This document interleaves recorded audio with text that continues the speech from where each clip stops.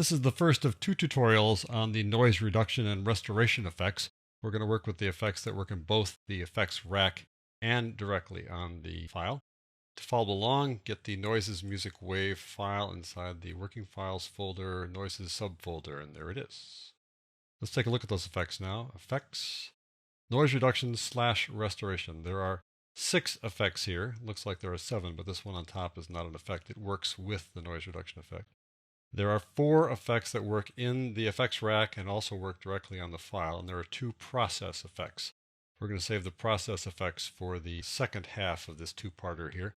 And the process effects really are the ones that I prefer using versus the more automated things here. But let me show you these guys, and then we'll go on to these other 2 in the next tutorial. Starting off with adaptive noise reduction, here's what it looks like.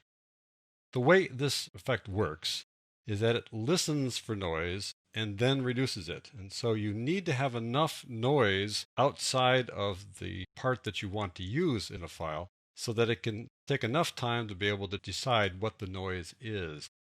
So it's important then when you record something, let's say in an auditorium or just in the studio or in a workplace, that you get room tone. You get the sound of the room that you can either add to a file at the beginning before you start actually talking. It's always good to get about 10 seconds of room tone.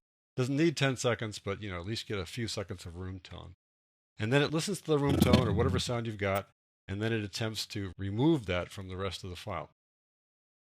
So we're set up here ready to go with a file that is hiss at the beginning, like that. And we're going to see if we can remove the hiss using this adaptive approach.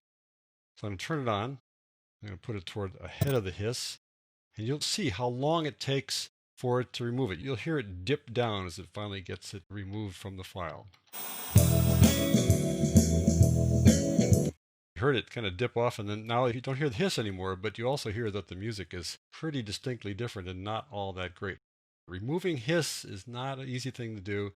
If the hiss is loud as this is, then good luck getting it out without damaging the audio. But that is the process here.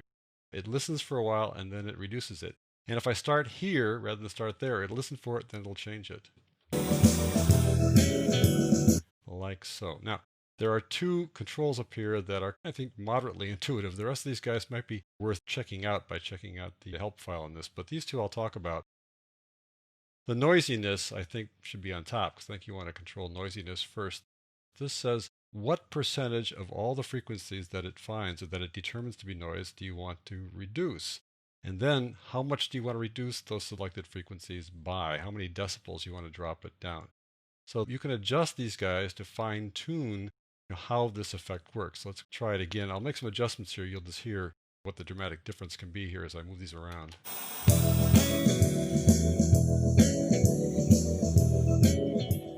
So we can get rid of all the hiss, no doubt about it, but when you do that, you're getting rid of a lot of other frequencies as well. But I think you get a sense of how it works. Adaptive noise reduction. I prefer the noise reduction effect, which is not quite so automated, so we'll go to that one in the next tutorial.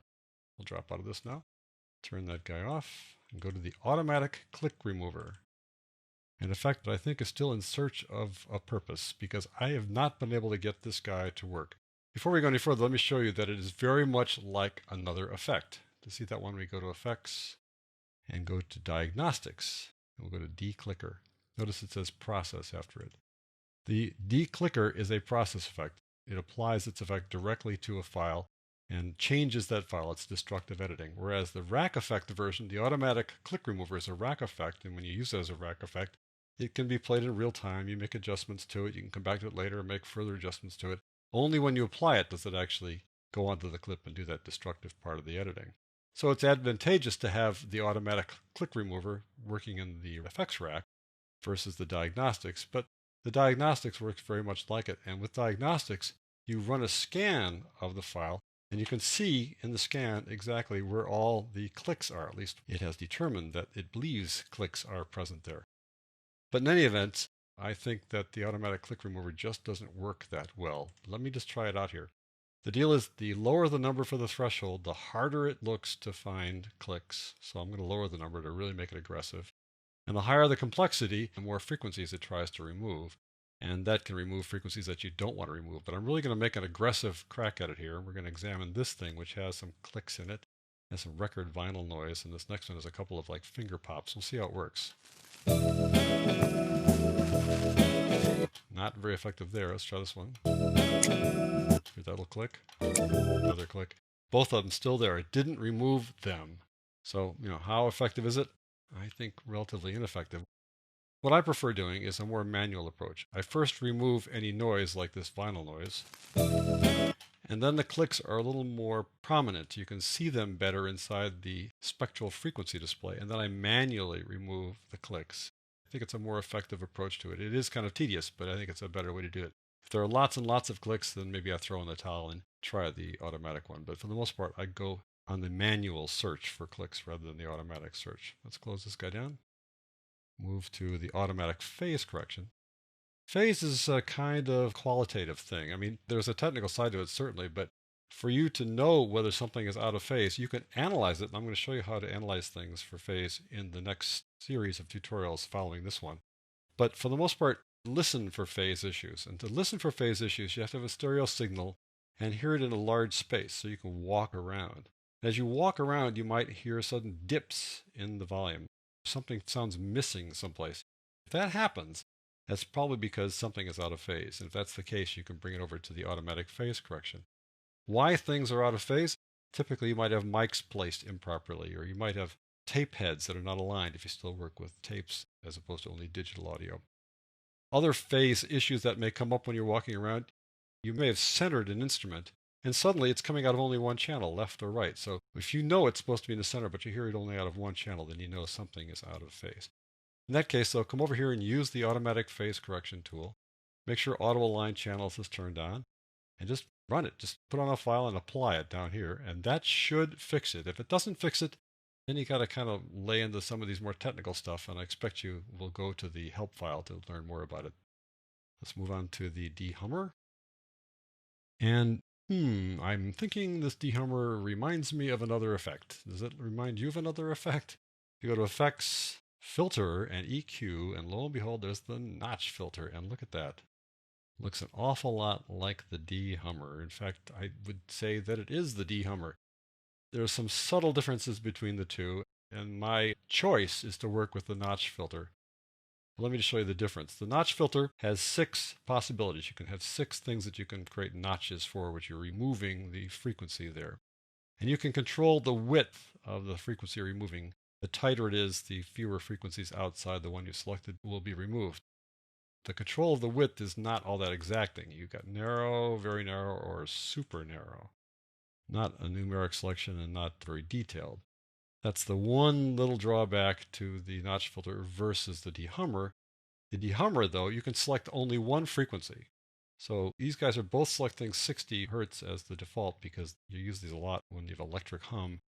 And in North America, the electric hum is at 60 hertz. And then we have a hum, you've got harmonics, and so it's good to remove not only the hum, but its harmonics. So that's what this guy's doing. There's the hum at 60, and then it's removing the harmonics along the way there. But the difference is that here, you don't have much choice over how wide this little range is. Here you have very specific choice called Q. And you can adjust the Q wider or narrower. The bigger the number, the narrower it is. The smaller the number, the wider it is. And there's the Q at work there, as you see here graphically. The other thing is, here you can specify not only a frequency for a starting point, but you can pick any frequency for these guys. Over here, you pick a starting point, and then you can only pick harmonics, which is, probably the way you would use a hum remover anyways, but here you are stuck only with harmonics. Or you may view it as conveniently, it picks all the harmonics for you. So, it depends on how you look at it. And you have the control over the Q here as well. The slope here determines, how many decibels you remove. The default is 50, which actually, even though it's like an angled line, it actually removes things more or less equally as you go up in frequency. Over here, you can control how much you remove manually from each harmonic or whatever notch you select. So in the end, it's kind of like a coin toss, but I tend to lean toward the notch filter when I'm removing a particular hum or some kind of a thing where it's in a very narrow frequency band. So those are the 4 noise reduction and restoration effects that work in both the effects rack and directly onto the file. I'll cover the 2 noise reduction and restoration process effects in the next tutorial.